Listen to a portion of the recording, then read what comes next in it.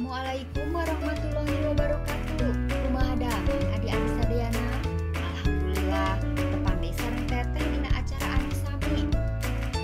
Anu gabung di channel ieu nepangkeun nami teteh Ira. Teh Nira ayeuna bade ngadongeng karya Agus R. Munggaran anu judulna Budak Basisir. Agus R. Munggaran teh asli urang Subang. Ibu budak cari di Bandung.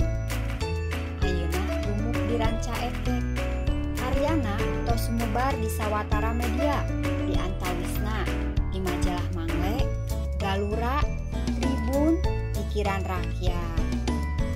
Carita budak basisir nyaritakeun paujan anu pindah ka Kupang. Di Kupang nyobat dalit sareng Eki anak tatangga anu kabeneran jadi batur sakolana. Batur sakelas anu kelasnya tah ngeunaan Kupang teteh bade tumarosulah ka hidup sadayana. Cobi upami Kupang teh aya di mana, Ci? Adik-adik cing di mana? Di mana? Di Kalimantan. Lepat. Cobi nusani sendiri tak ieu nu acuk hideung. Di mana?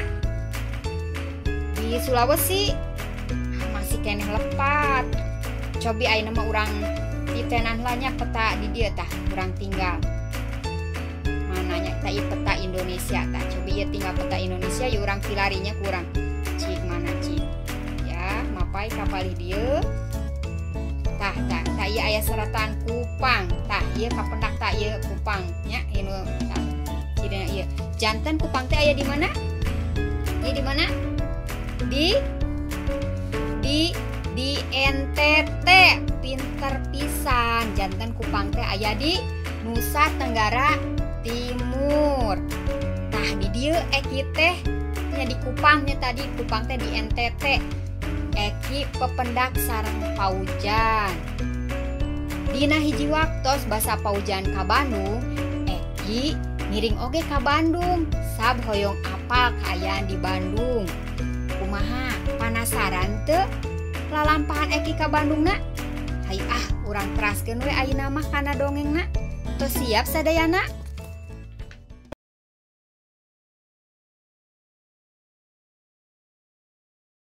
Budak Basisir karya Agus R. Munggaran. Mah kengingnya Eki ameng deui di dieu. Cek paujan bari neuteup kawasieun teu diidinan. Geus timimiti pindah ka Kupang, paujan sosobatan jeung Eki anak tatangga. Anu kabeneran jadi batur sakelas di sakolana. Kabeneran deui imahna teu pajauh. Ukur kahalangan ku jalan nu ngahaeup ka Basisir.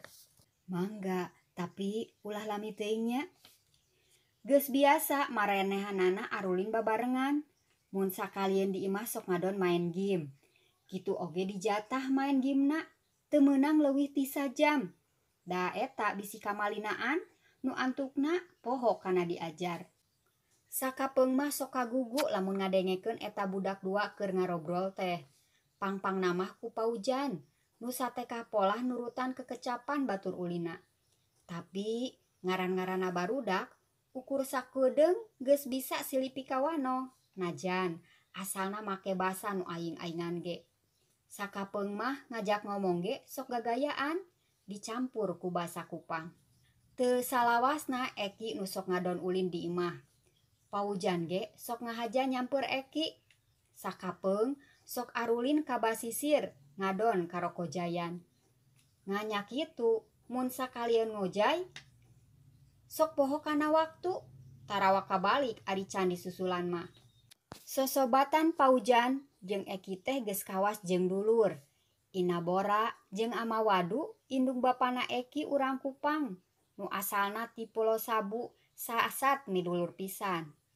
Remen mun bebenangan laukna keur loba sok nganteuran.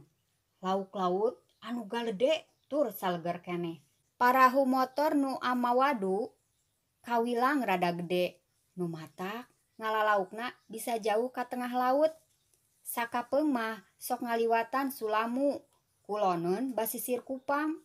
Kukituna teu aneh lamun bebeunanganana teh sok loba wae.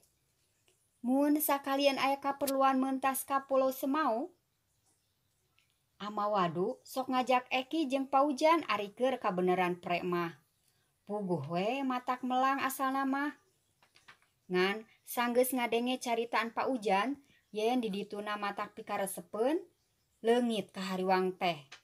Komo sanggeus apal yen mentas ka Pulau Semau teh ukur 1/2 jam, make aya jorojoy hayang milu sakali-kalieun mah itung-itung piknik. Cios mah sasih payun liburan ka Bandung teh? Cek Paujan nanya sanggeus maraen Gim jeung Eki. Insya Allah cios, mudah-mudahan papa diizinan cuti. Aya naon kitu? Eki hoyongan ngiring, hoyongan terang Bandung cenah. Da ku bapana ge tos disadiakeun kangge ongkosna pami diajak mah. Dari hak pisan Paujan ngomongna teh. Oh gitunya, ke atuh urang carioskeun ka papahnya.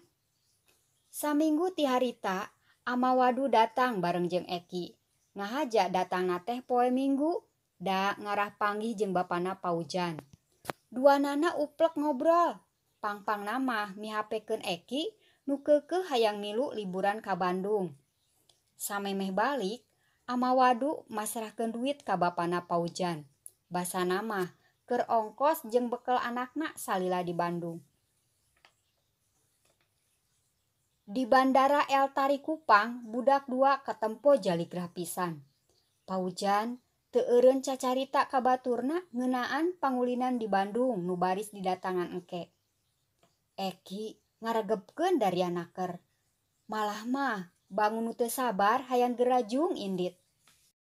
Wawar dina pengeras suara ngiberan yen panumpang jurusan Surabaya dititah naraek kana pesawat terbang.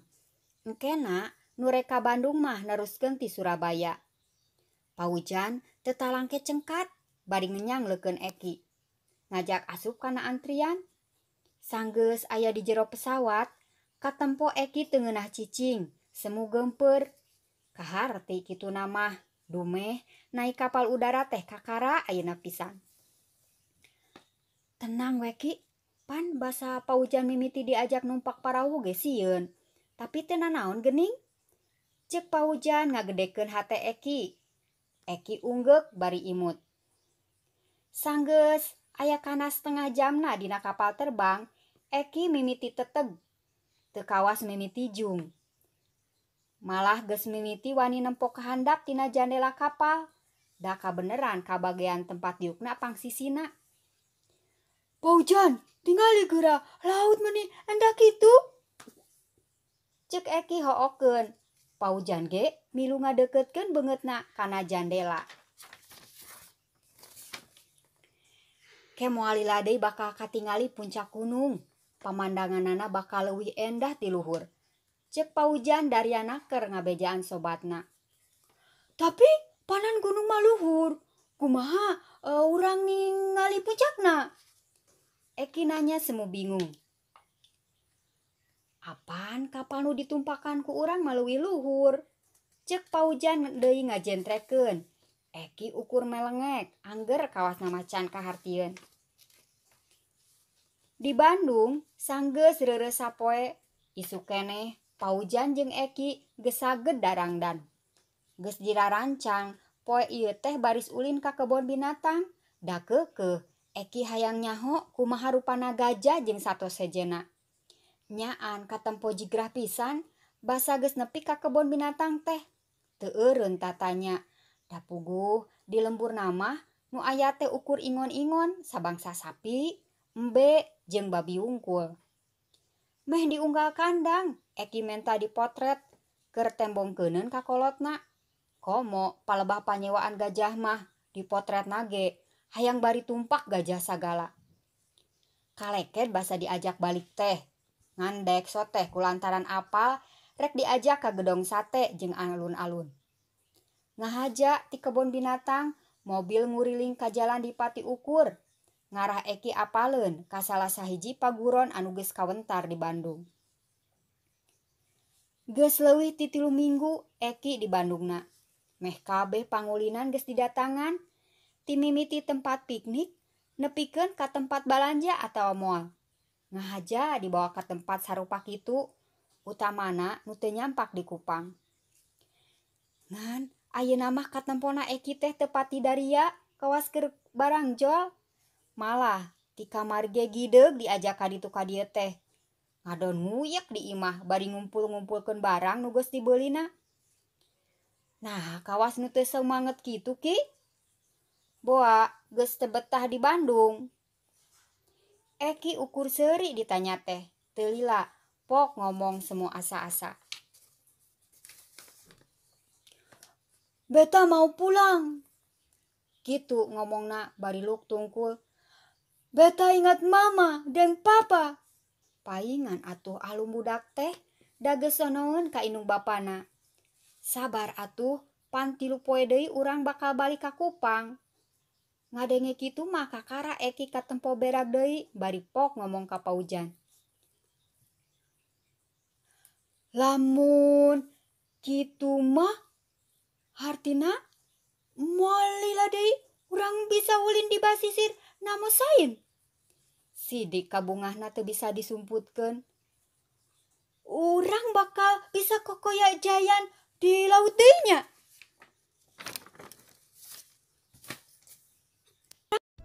Tah kitu dongengna adi-adi sadayana. Mugia naon anu dipedar ku teteh aya ulunganeunana. Ka sadayana anu hoyong naskahna dibacakeun biasa dikintun ka email di handap ieu. Subjekna dongeng barudak.